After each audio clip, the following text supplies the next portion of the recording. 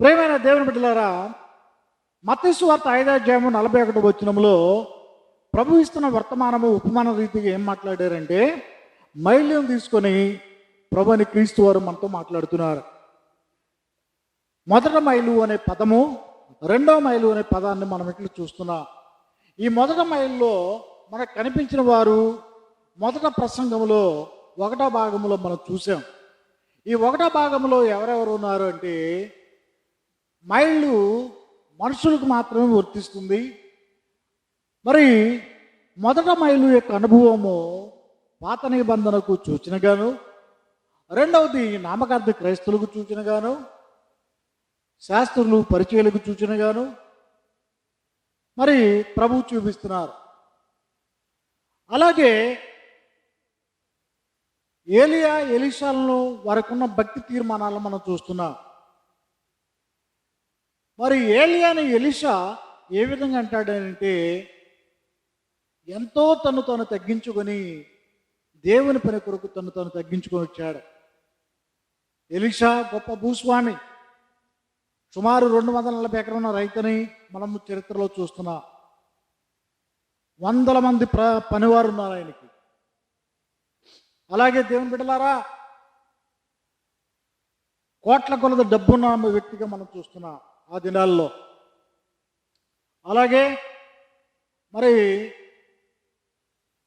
దేవుని సేవకు రమ్మని పిలిచినప్పుడు ఏలియా గారు ఎలీషా తల్లిదండ్రుల పర్మిషన్ ద్వారా ఎలా దేవుని పనికి వచ్చాడో కూడా మనం చూసాం. ఆ యొక్క ఎలీషా అంత గొప్పవాడైనప్పటికీ ఏలియా దగ్గర ఎంతో తాను తగ్గించుకొని అనుభవాలు నేర్చుకుంటూ దేవునిలో ట్రైనింగ్ పొందుకుంటూ ఒక సీనియర్ పాస్టర్ దగ్గర ఒక స్టూడెంట్ ఏ విధంగా నేర్చుకుంటున్నాడో తన్ను విధేయతను బట్టి ఈనాడు బైబిల్ స్టూడెంట్స్కి చాలా ప్రాముఖ్యమైనది. దేవుని యొక్క సేవ చేయాలి అనే ఆశ ప్రతి ఒక్కరికి ఉంటుంది. ఏలియాను వెంటాడిన వారు శిశువులు అనేకులు ఉన్నారు. కానీ తీర్మానపు భక్తితో వచ్చినటువంటి వాడు ఒక ఎలీషా మాత్రమే అక్కడ కనబడ్డాడు. ఈనాడు బైబిల్ కాలేజీలకు వెళ్ళాలని, గొప్ప గొప్ప స్వార్థికులు కావాలని, ప్రపంచ స్వార్థికులు కావాలని కలలుగా అంటున్నారు. మంచిదే. అయితే దేవునికి విరిగి నలిగిన మనసు లేకుండా ఇంటర్నేషనల్ ప్రసంగికులు అవుతారా? గొప్ప గొప్ప ప్రసంగికులు అవుతూ ఉంటారా? దేవుని చిత్తము, దేవుని యొక్క పర్మిషన్ లేకుండా దేవుని పరిచర్యలో ఒక పనిముట్టుగా వాడబడటము బహు కష్టమైన తరము. ఈనాడు బైబిల్ ట్రైనింగ్ స్టూడెంట్స్ని మనం చూస్తున్నాం, యవనస్తులని. ఉద్దేశాలు మంచియే, కానీ వారు విడిచిపెట్టవలసిన వాటిని విడిచిపెట్టలేదు. కాబట్టి దేవుని బిడ్డలారా, గమనించవలసింది ఏంటంటే,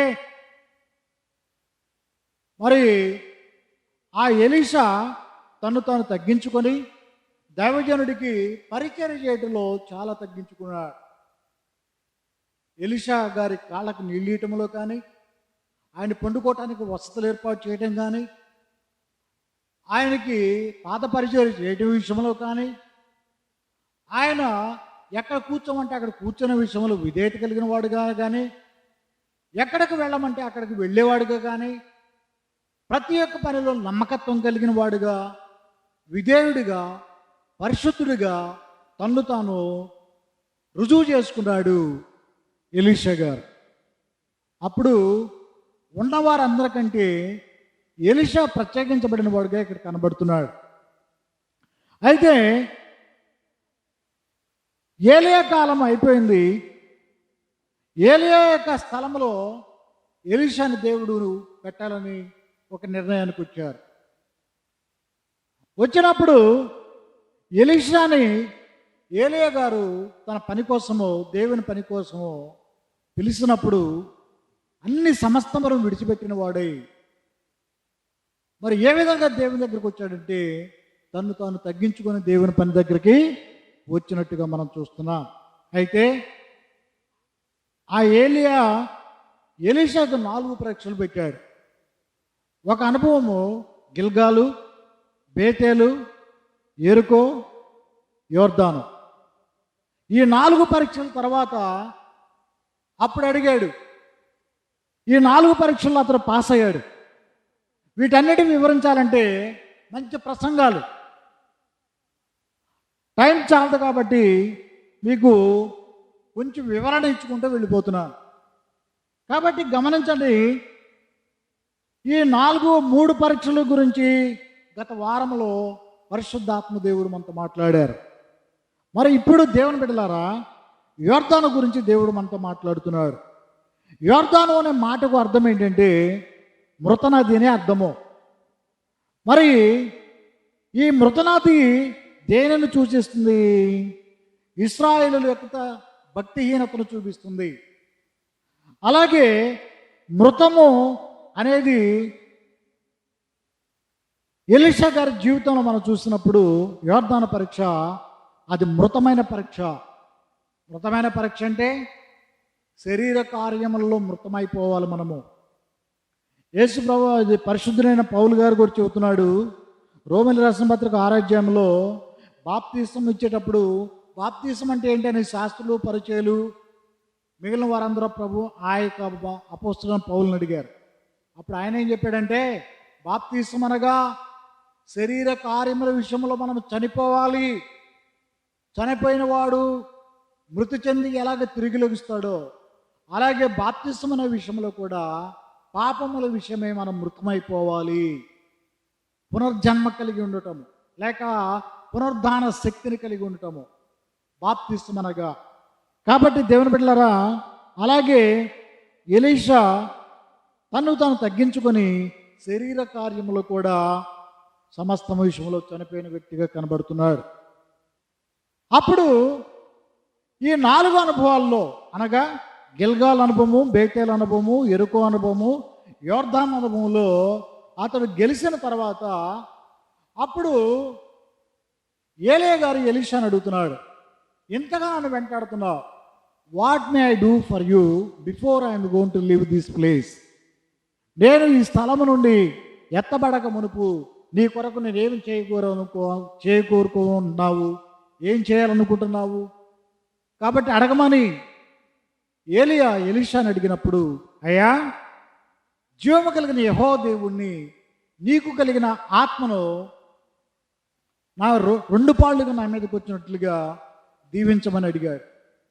ఆ జీవము కలిగిన యెహోవా దేవుని పని సర్వలోకములకు వెళ్ళి నేను ప్రకటించాలి, నా దేవుణ్ణి గణపరచుకోవాలి కనుక నీకు కలిగినటువంటి ఆత్మ 2 పాళ్ళుగా నా మీదకి వచ్చినట్లుగా దీవించమని కోరాడు.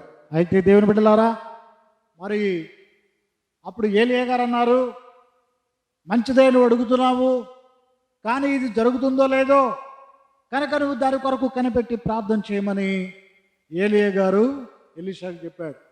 అప్పుడు ఎలీషా విధేయుడిగానే ఆయన చెప్పిన ప్రతి మాటకు కనిపెట్టే మనసులో ఉన్నాడు. వారు నడుచుకుంటూ వెళుతుండగా మరి దేవుని బిడ్డలారా, దేవుడు అగ్నిగుర్ర రథాలను పంపించినట్టుగా మనం చూస్తున్నాం. అగ్నిగుర్ర రథాలు వచ్చి వారిని వేరుపరిచి ఏలియాని ఆ అగ్నిగుర్ర రథాల మీద ఎక్కించుకొని తీసుకువెళుతున్నారు. ఈ అగ్ని దేనికి సూచనగా ఉంది అంటే యెహోవా దేవునికి సూచనగా ఉంది. అగ్ని పరిశుద్ధాత్మకు సూచనగా ఉంది. అగ్ని పరిశుద్ధతకు సూచనగా ఉంది. హల్లెలూయా. కాబట్టి చాలామంది అనుకుంటున్నారు ఏలియా గారు శరీరంతోనే పరలోక రాజ్యానికి వెళ్ళిపోయాడు అనుకుంటున్నారు. కానీ దేవుడు ఎప్పుడైతే అగ్ని గుర్రదాల మీద ఆ యొక్క ఏలియా గారిని తీసుకెళ్తున్నాడో అప్పుడే మలమూత్రాలు కలిగినటువంటి ఆ శరీరము, రక్తమాంసాలు కలిగిన శరీరము అగ్నిలో కాలిపోయిందనమాట. అంతే, దేవునికి స్తోత్రం. కనుక అతడు మహిమ శరీరంలో ఉండి దేవుని రాజ్యానికి వెళ్ళినట్టుగా మనము చూడగలము. కాబట్టి మలమూత్రాలు దేవుని రాజ్యానికి స్వతంత్రించుకోలేవు కదా, రక్తమాంసాలు దేవుని రాజ్యమును ప్రవేశించవు కదా. కాబట్టి ఏలియా శరీరము అంతటితో మృతమైపోయింది అది. కాకపోతే చాలామంది అంటారు ఏలియా చచ్చిపోలేదు, శరీరంతోనే పరలోక రాజ్యానికి వెళ్ళాడు అనుకుంటారు. అందుకే దేవుడు అక్కడికి అగ్ని గుర్రాలను రప్పించాడు దేవుడు. ఆ అగ్ని గుర్రాల ద్వారా ఆయన తీసుకువెళ్ళటం ద్వారా పవిత్రపరిచి ఏలియాని దేవుడు పరిశుద్ధపరిచినట్టుగా మనం చూడగలము. కాబట్టి చాలామంది ఏం చేస్తారంటే ఎప్పుడైతే ఏలియా గారు పైకి వెళ్ళిపోయాడో కనిపించటం లేదో అప్పుడు ఎలీషా ఇంకా పైకి ఆయన అలాగే నిరీక్షణతో చూస్తున్నాడు. నిరీక్షణతో చూస్తున్నప్పటికీ అతనికి ఎలాంటి జవాబు రావటం లేదు. రావటం లేనప్పుడు అదే భక్తులే గనక ఇవాళ ఉన్న క్రైస్తులే గనక ఉన్నట్లయితే ఏలియా గారు ఎంత మోసం చేశాడరా మనల్ని అని మాట పప్పులో కాలేసేవాళ్ళు. ఏలియా గారి మాట విన్నా, ఏలియా గారి మాట విన్నా ఆ ఏలియా గారు తెలిసిన వెంటనే నాకున్న 240 ఎకరం వదులుకున్నాను, తల్లిదండ్రులు వదులుకున్నాను, బంధుమిత్రులు వదులుకున్నాను, నా బంధు బలగాలని స్నేహితులను వదులుకున్నాను, నా హోదాలు వదులుకున్నాను, ఆయన కాళ్ళకు పరిచర్య చేశాను, ఎన్నెన్నో చేశాను, కనీసం కృతజ్ఞత కూడా చూపకుండా ఒక్క మాట కూడా నాకు దీవెన దైవం ఇవ్వలేదు అని ఇప్పుడున్న క్రైస్తవులు అయితే దెప్పిపడిచేవాళ్ళు. ఇటు దేవుణ్ణి దెప్పిపడిచేవాళ్ళు, ఇటు ఏలియాని కూడా దెప్పిపడిచేవాళ్ళు. కానీ ఇలాంటి భక్తులు కాదు ఆయన ఎలీషా. ఎక్కడ పొరపాటున కూడా ఒక్క మాట కూడా జారలేదు. ఎక్కడ తన మాటలు భక్తిని పప్పులో కాలేయలేదు. ఇంకా నిరీక్షణ కలిగిన వాడై పరలోక రాజ్యం వైపు అలాగే నిరీక్షణతో ఎదురు చూస్తున్నాడు. ఇంకా ఎందుకు నాకు మరి సమాధానం రావటం లేదని తన వైపు తాను ఒక్కసారి చూసుకున్నాడు. చూసుకోగా ఏమేం జరిగింది? మురికి వస్త్రాలు తన మీద కనబడ్డాయి. ఆ మురికి వస్త్రాలు ఎప్పుడైతే కనబడ్డాయో ఆ మురికి వస్త్రాలను అతడు ఏం చేశాడంట? చించి అవతల పారవేశాడు. ఆ మురికి వస్త్రాలు ఎప్పుడైతే చించి పారవేశాడో అప్పుడు తను విరిగి నలిగిన మనసుతో ఇంకా లోతుగా ప్రార్థన చేసి దేవుని సన్నిధిలో అతడు కనిపెట్టినప్పుడు దేవుని యొక్క శక్తి ఏలియా దుప్పటిని ఆశీర్వదించి రెండంతలుగా ఆత్మ కలిగినట్లుగా ఆ దుప్పట చెంగు మరి ఏలియా గారి యొక్క వస్త్రము ఎలీషా దగ్గరకు వచ్చినట్టుగా మనం చూస్తున్నాం. హల్లెలూయా. అలాగే దేవుని బిడ్డలారా, మనము దేవుని నుండి అనేక వరాలు కోరుకుంటూ ఉంటాం, ఫలాలు కోరుకుంటాం, సమాధానం కోరుకుంటాం, మంచిదే. కానీ మనలో ఉన్న చీకటి బ్రతుకులు, మనలో ఉన్న రోత బతుకులు, మనలో ఉన్నటువంటి అసహ్యకరమైన దేవునికి అసహ్యకరమైనటువంటి పాపములు, ఆ శరీర కార్యములనే పాపములు, ఈ 19 రకాలైనటువంటి పాపాలు మనం జయించకుండా దేవుణ్ణి వరాలు ఫలాలు కావాలని కోరుకుంటే దేవుడు ఎట్టి పరిస్థితుల్లో మనకి ఇవ్వడు. ఈనాడు అనేక మంది యవనస్తులు మనం చూస్తున్నాం. దేవుని సేవ అలా చేయాలి ఇలా చేయాలని ఎంతో ఎంతో గొప్ప గొప్ప తీర్మానాలతో వస్తున్నారు, మంచిదే. కానీ దేవుని నుండి ఆశీర్వాదాలు మనం పొందుకోవాలంటే ఆ ఎలీషా తను తాను పరీక్షించుకున్నాడు. ఎందుకు నాకు పైనుండి రావట్లేదు, ఇంకా నాలో లోపాలు ఏమున్నాయి అని ఆ లోపాలు సరి చేసుకుని మురికి గుడ్డ లాంటి తన రహస్య పాపాలను కూడా పటాపంచలు చేసి దేవుని ముందు పెట్టి ఈ నా రహస్య పాపములు కూడా చించివేస్తున్నాను ప్రభువా, నీకు నాకు ఎలాంటి అడ్డుగోడ లేదు నాయనని అతడు క్లియరెన్స్ ఇచ్చినప్పుడు అప్పుడు దేవుడు మెచ్చుకొని ఆ ఏలియా యొక్క దుప్పటని దేవుడు ఆశీర్వదించి అతనికి పంపించినట్టుగా మనం చూస్తున్నాం. కాబట్టి ఈనాడు యవనస్తుల్లో చాలామందిలో తగ్గింపు జీవితాలు లేవు.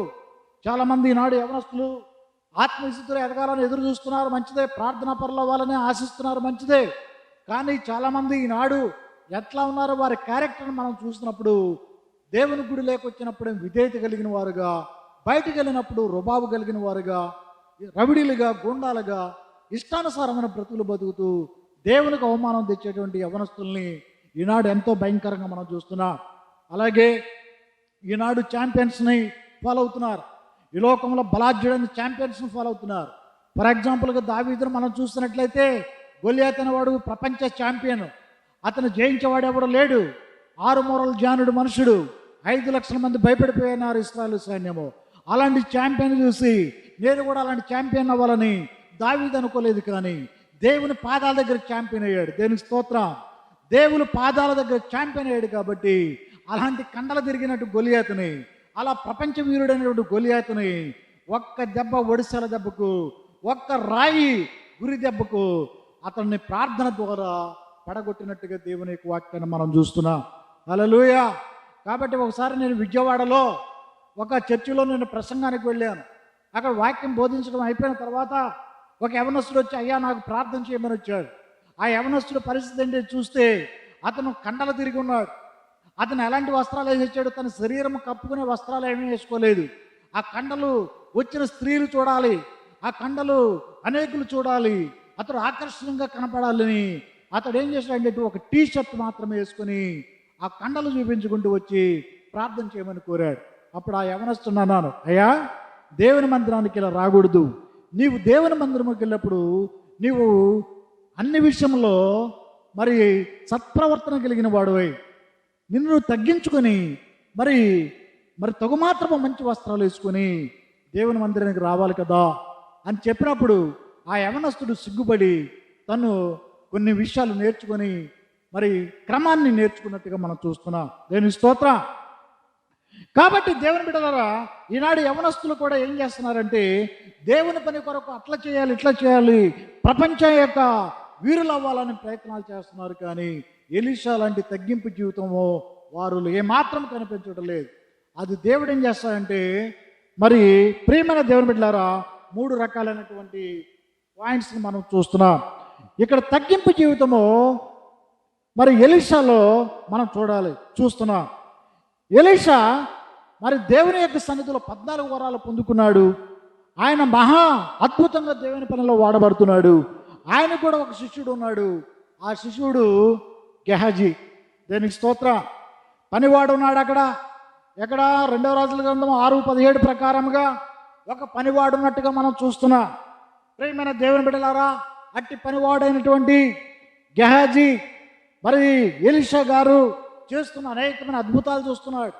ఎలీషా పక్షమున దేవుడు చేస్తున్న అద్భుత కార్యాలు, సూచక్రియలు, మరి ఎన్నెన్నో మంచి కార్యాలు చూస్తున్నాడు. కానీ అతనిలో ఉన్నటువంటి లోకాశ, శరీరాశ, నేత్రాశ, జీవపడంబము ఏమాత్రము తీసివేసుకోకుండా వేషధారి క్రైస్తవుడిగా అతడు ఏం చేస్తున్నాడంటే ఎలీషాని వెంటాడుతున్నాడు. ఒకసారి సిరియన్స్ మరి ఎలీషాని అరెస్ట్ చేయాలని, బంధించాలని ఎలీషా కొరకు అరెస్ట్ చేయడం కొరకు ఆ సిరియన్స్ సైనిక దళమంతా ఆ ప్రాంతానికి వచ్చేసింది. ఇదంతా వివరించాలంటే టైం చాలదు, మీరు చదువుకోండి. 2వ రాజుల గ్రంథము 6వ అధ్యాయము 17 నుండి మీరు చదువుకుంటే మీకు చక్కగా అర్థమవుతుంది. కాబట్టి ఈ విషయంలో గమనించవలసింది ఏంటంటే ఎలీషాని అరెస్ట్ చేయాలని వచ్చిన సైనికులకి, ఆ సైనికులను చూసి పనివాడు గజగజ వణికిపోతున్నాడు. వణికిపోయి అయ్యో ఇంకేముంది, వారందరూ వచ్చేసారు, సిరియన్స్ మిలిటరీ దళము వాళ్ళంతా వచ్చేసారు, సైనికులు అరెస్ట్ చేసేస్తారు, వాళ్ళు తీసుకెళ్ళి మమ్మల్ని చంపేస్తారమని భయము, ఆందోళనకు గురైపోయాడు పనివాడు. అప్పుడు ఆ పనివాడు వెళ్ళి, అయ్యా సిరియన్స్ మనల్ని ముట్టడించాడు సైన్యాలతో, మరి మిలిటరీ దళంతో వారు వచ్చేసారు, ఇక మన పని అయిపోయినట్టే అని గజగజ వణికిపోతున్నాడంట ఆ పనివాడు.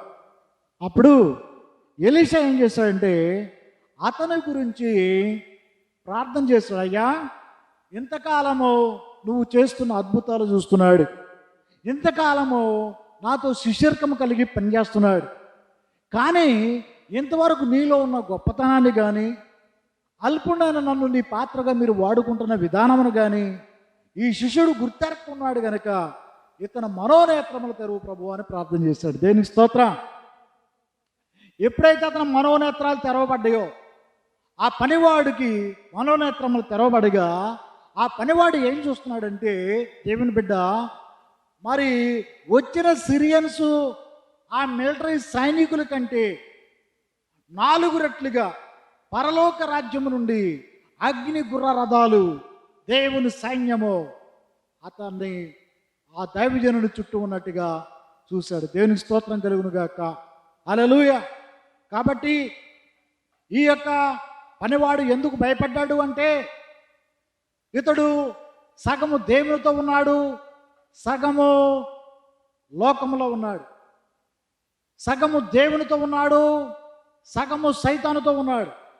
కనుక శరీర సంబంధులు శరీర కార్యములు చూస్తారన్నట్టుగా లోక సంబంధించినటువంటి రాజులను ఘనత వైపు, మనుషుల వైపు, బలం వైపు చూశాడు. కాబట్టి ఆ పనివాడు అతని కళ్ళు తెరవబడగా దేవుని శక్తిని అతను అపార్థం చేసుకున్నట్టుగా మనం చూస్తున్నాం. కాబట్టి సాతాను యొక్క శక్తి గొప్పదంటారు. కొంతమంది ప్రార్థనకు వస్తూ ఉంటారు, సాతానుడు బహు బలమైన వాడు అంటూ ఉంటారు. ప్రార్థనకు వస్తూనే ఉంటారు, లోకంలో ఉన్నటువంటి వాటన్నిటినీ గుర్తెరిగి లోకంలో ఇవ్వవలసిన మర్యాదలన్నీ ఇస్తూనే ఉంటారు. ఈ లోకమును మనం ప్రేమించే వారుగా ఉండకూడదు. ఈ లోక యొక్క ఘనత వ్యర్థము.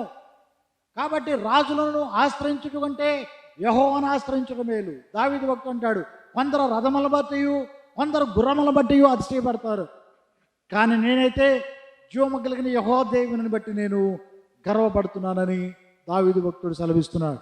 కాబట్టి ఈ యొక్క గెహాజీ యొక్క నేత్రాలు ఆత్మీయ స్థితిలో తెరవబడక మునుపు మరి ఆ సైనికులను చూసి భయపడ్డాడు. కానీ ఎలీషా ప్రార్థన చేస్తున్నప్పుడు అతని మనోనేత్రములు తెరవబడినప్పుడు, దేవుని సైన్యం అగ్ని గుర్రరథాలను చూస్తున్నప్పుడు అతడు దేవుని శక్తి దైవజనులకు ఉందని గుర్తించినట్టుగా చూస్తున్నా. కాబట్టి ఆ యొక్క పనివాడు మనోనేత్రములు తెరవబడక మునుపు ఎక్కడున్నాడంటే పాత నిబంధనలో ఉన్నాడు. మనోనేత్రములు తెరవబడిన తర్వాత ఎక్కడున్నాడంటే క్రొత్త నిబంధన అనుభవంలో కలిగిన వాడై ఉన్నాడు. దేవుని శక్తిని రుజువు చూసిన వాడై ఉన్నాడు. దేవునికి స్తోత్రం. కాబట్టి యేసుక్రీస్తు ప్రభువారు కూడా ఈ లోకంలో ఉన్నటువంటి శాస్త్రులకు, పరిచయులకు, మరి ధర్మశాస్త్ర ఉపదేశకులకు లేఖనాల ప్రకారంగా ఆ యెహోవాడే యేసుక్రీస్తుగా వచ్చాడు. కాబట్టి ఆయన ఈ లోకములకు వచ్చి గుడ్డి వారికి చూపు కలుగు చేయడం కొరకు, బంధించబడిన వారిని విడిపించడం కొరకు ఆయన ఈ లోకానికి వచ్చాడు. కాబట్టి బంధించబడిన పాపములో బంధించబడిన, శాపములో బంధించబడిన, పాపములో గుడ్డి వారిగా జీవిస్తున్న ఈ మానవులందరికీ దేవుడు రెండవ మైలు అనేటువంటి క్రొత్త నిబంధనను తెలియచేయటికే ఆయన ఈ లోకానికి వచ్చాడు. అందుకని ప్రియ దేవుని బిడ్డలారా, మనము పాత నిబంధన అనుకున్నా కొట్టిన వాడిని కొట్టొచ్చు, తిట్టిన వాడిని తిట్టొచ్చు, ఎంతమందినైనా భార్యలను పెళ్లి చేసుకోవచ్చు, కంటి కన్ను పంటి పన్ను, పాత నిబంధన అంతా కూడా చాలా బాగుంది. కనుక ఈ పాత నిబంధనని విడిచిపెట్టకుండా అబద్ధ బోధకులు దీన్ని ఏం చేస్తున్నారంటే బలపరుస్తున్నారు. పాత నిబంధన అంటే తండ్రిని, క్రొత్త నిబంధన అంటే తల్లిని. కాబట్టి అమ్మ నాన్న లేకపోతే మనం ఎట్ట బతుకుతామని అబద్ధ బోధకులు క్రైస్తవులను పెడత్రోవన పెట్టిస్తూ వాళ్ళు ఏం చేస్తున్నారంటే భక్తిహీనులుగా మారుస్తున్నారు అబద్ధ బోధకులు. కాబట్టి దేవుని బిడ్డలారా, పాత నిబంధన మైలు లోపంతో కూడినది, ధర్మశాస్త్రము శిపితమైనది, ధర్మశాస్త్రము లోపముతో కూడినది. కాబట్టి ఒకసారి బైబిల్లో మనం చదువుకుందాం. ఏప్రిల్ రాసిన పత్రిక 7వ అధ్యాయము 17 నుండి 19. మొదట నిబంధనలో లోపము లేని ఎడల క్రొత్త నిబంధన రానవసరం లేదు. మొదటి నిబంధన నిష్ప్రయోజనమైనది మరియు శరీరానుసారముగా నెరవేర్చబడు ఆజ్ఞల ధర్మశాస్త్రమును బట్టి కాక నాశనము లేని జీవమునకున్న శక్తిని బట్టి నియమింపబడి మెల్కీషెదెకును పోలిన వాడై వేరొక యాజకుడు వచ్చాడు. మెల్కీషెదెకును పోలిన యాజకుడు వచ్చేసాడు ఇప్పుడు. కాబట్టి మేము చెప్పిన సంగతి మరింత విశిష్టమైన, ఆగండి, మేము చెప్పిన సంగతి అనగా పరిశుద్ధాత్మ దేవుడు చెప్పిన సంగతి అని అర్థము. ఏలయనగా నీవు నిరంతరము మెల్కీషెదెకు క్రమము అనగా యేసుక్రీస్తు క్రమము చొప్పున క్రొత్త నిబంధన అటువంటి క్రమం చొప్పున చెప్పండి యాజకుడు అయి ఉన్నావు అని ఆయన విషయమై సాక్ష్యం చెప్పబడను. ఆ యొక్క మొదటి నిబంధన అనే ధర్మశాస్త్రము దేనికి నీ సంపూర్ణ సిద్ధి కలుగు చేయలేదు. ముందు ఇవ్వబడిన ఆజ్ఞలు అనగా ధర్మశాస్త్రం యొక్క ఆజ్ఞలు బలహీనమైనందున అవి నిష్ప్రయోజనమైనవి. అది నివారణ చేయబడింది, క్రీస్తు రక్తము ద్వారా నివారణ చేయబడినది. అంతకంటే శ్రేష్టమైన నిరీక్షణ దాని వెంట ప్రవేశించబడను. దీని ద్వారా దేవుని యొద్దకు మనము చేరుచున్నాము. దేని స్తోత్రం అనగా క్రొత్త నిబంధన మార్గము ద్వారా దేవుని యొక్క రాజ్యానికి మనం వారసులం అవుతున్నాం. దేని స్తోత్రం కలుగును గాక. హల్లెలూయా. కాబట్టి పాత నిబంధన అనుసారంగా మనం ఇప్పుడు జీవిస్తున్నాము. మనము అది భక్తి ఇది భక్తి అంటే అది దేవుడు ఒప్పుకోడు. మొదట మైలు భక్తిని మనం విడిచిపెట్టాలి. నూతన నిబంధన అటువంటి 2వ మైలు అనగా ఆ క్రొత్త నిబంధనలోకి మనం వస్తేనే పరలోక రాజ్యము. కాబట్టి పాత నిబంధన నిష్ప్రయోజనం అన్నదన్న విషయంలో అనేకమైన రిఫరెన్స్లు బైబిల్లో ఉన్నాయి. మరి ఉదాహరణకు మనం చెప్పుకుంటూ వెళ్ళాలంటే హెబ్రీలు రాసిన పత్రిక 8వ అధ్యాయము 7, 13 వచనాలు చదవండి. అలాగే హెబ్రీలు రాసిన పత్రిక 10వ అధ్యాయము 29వ వచనం చదవండి. అలాగే గలతీలు రాసిన పత్రిక 3వ అధ్యాయము 17వ వచనం చదవండి. అలాగే గలతీలు రాసిన పత్రిక 4:24 చదవండి. అలాగే ఎఫెసీ 2:12 ప్రకారం చదవండి. అలాగే హెబ్రీ 9:20 వచనం ప్రకారముగా, ప్రకటన గ్రంథము 11:19 ప్రకారముగా, మార్కు సువార్త 14:24 ప్రకారముగా, 2వ కొరింథీ 3:6 ప్రకారంగా మీరు ఇలా చదువుకుంటే వెళ్ళకుంది పాత నిబంధన యొక్క భక్తిని మరి అపోస్తులు బోధ యందు క్రీస్తు రక్తము ద్వారా అది శుద్ధి చేయబడి ఆ పాత నిబంధన ఆచారం అంతా కూడా దేవుడు కొట్టివేశాడు. కాబట్టి దేవుని బిడ్డలారా, కాబట్టి మనము మొదట బయల్లో ఉండి మనము దేవుణ్ణి ఎలా గణపరిచిన ఉంటాడు అనుకోవద్దు. ఎలీషా ఏం చేస్తాడంటే దేవుని యొక్క ఆత్మను 2 పొందుకోవాలంటే తను ధరించినటువంటి మురికి వస్త్రాన్ని గుర్తెరిగాడు. అతడు అన్ని పరీక్షల్లో పాస్ అయ్యాడు. అన్ని విడిచిపెట్టాడు దేవుని కొరకు. లోకంలో ఉన్న పద్ధతులను విడిచిపెట్టాడు. దైవజనుడు గొప్ప విద్యార్థిని మరి గురువును మెప్పించాడు, ఏలియాను మెప్పించాడు, దేవుడిని మెప్పించాడు. తను తగ్గించుకున్నాడు. 4 పరీక్షల్లో విరిగి నలిగిన వాడై అతడు ఏం చేస్తాడంటే మరి తగ్గించుకున్నాడు కనుక ఏలియాని దేవుడు ఆశీర్వదించినట్టుగా ఎలీషాను కూడా దేవుడు 2 ఆశీర్వదించాడు. ఎలీషా అంత నమ్మకంగా ఉండబట్టే మరి దేవుడు 14 వరాలు ఇచ్చాడు. ఆఖరికి ఆయన చనిపోయాడు. ఆయన చనిపోయినా కూడా మరి ఆయన యొక్క శవము అద్భుత కార్యములు చేస్తున్నట్టుగా మనం చూస్తున్నాం. మరి ఎలీషా గారు చనిపోయేటప్పుడు ఆయన తీసుకెళ్ళిపోయి సమాధి చేశారు. సమాధి చేస్తున్నప్పుడు మరి ఒకరిని సైనికుల్లో ఒకరిని పెట్టాలనుకున్నప్పుడు దేవుని బిడ్డలారా అక్కడ సమయానికి ఖాళీ లేక పక్కనున్న ఎలీషా యొక్క సమాధిని తవ్వినప్పుడు మరి ఆ ఎలీషా సమాధిలో ఉన్నటువంటి ఎముకలు ఉన్నాయి. ఆ చచ్చిపోయిన శవము మరి ఎలీషాని పాతి పెడుతున్న ఎలీషా ఉన్న సమాధిలో ఆ సైనికుని మరి పెట్టినప్పుడు ఎలీషా గారి యొక్క ఎముకలు తగిలి ఆ చచ్చిపోయిన శవం కూడా దిగ్గున లేచినట్టుగా మనం చూస్తున్నాం. ఎలీషా ఎంత గొప్ప వరం సాధించాడు. దేనికి స్తోత్రం కలుగును గాక. కాబట్టి దేవుని బిడ్డలారా, మన ఉమ్ములో పరిశుద్ధత ఉండాలి, మన వస్త్రాల్లో పరిశుద్ధత ఉండాలి, మన భక్తిలో పరిశుద్ధత ఉండాలి, మన చూపులో పరిశుద్ధత ఉండాలి, మన ప్రవర్తనలో పరిశుద్ధత ఉండాలి, మన క్యారెక్టర్లో పరిశుద్ధత ఉండాలి. శరీర కార్యములు మనం జయించి మనము దేవునికి వినయ విధేయతలు కలిగిన వారమై మనం దేవుడు పరిశుద్ధాత్మ అభిషేకాన్ని మీ మీదకి పంపిస్తాడు. దేవునికి స్తోత్రం కలుగును గాక. కాబట్టి రెట్టింపు ఆత్మను మనం పొందుకోవాలంటే ఎలీషా కలిగినటువంటి గొప్ప తీర్మానము ఈనాడు మనందరికి అవసరమైనది. మిగిలిన భాగము వచ్చే వారం మనం చెప్పుకుందాం. మరి దేవుడి కొద్ది వాక్యమును దీవించును గాక. ఆమేన్. దయచేసి తలలు వంచండి, ప్రార్థన చేసాం. స్తోత్రములు ప్రభు, దయామేడ, కృప కలిగిన తండ్రి, ప్రేమమేడ, సర్వధికారి నీ కొందనాలైనా విత్తబడిన వాక్యము మంచి నేల మీద పడి ఫలించినట్లుగా అందరి హృదయంలో మీరు ఫలింప చేయండి. ఎలీషా కలిగినటువంటి తీర్మానం మాకు దయచేయండి. రెట్టింపు ఆత్మను మాకు దయచేయండి. కడవరి దినాల్లో ఆ ప్రభువా మరి దావీదు ఆ గొల్యాతుని హతమార్చినట్టుగా ప్రభువా రెట్టింపు ఆత్మ భారాన్ని మాకు దయచేయండి నాయన. మమ్మల్ని మీ పాత్రలుగా అభిషేకించండి. వాక్యం ఉన్న బిడ్డలు కూడా నాయన రెట్టింపు ఆత్మను దయచేయండి. మీ పాత్రలుగా అభిషేకించమని యేసునామమున ప్రార్థిస్తున్నాం తండ్రి. ఆమేన్. ప్రభు మిమ్మల్ని దీవించును గాక. ఆమేన్. ఆమేన్.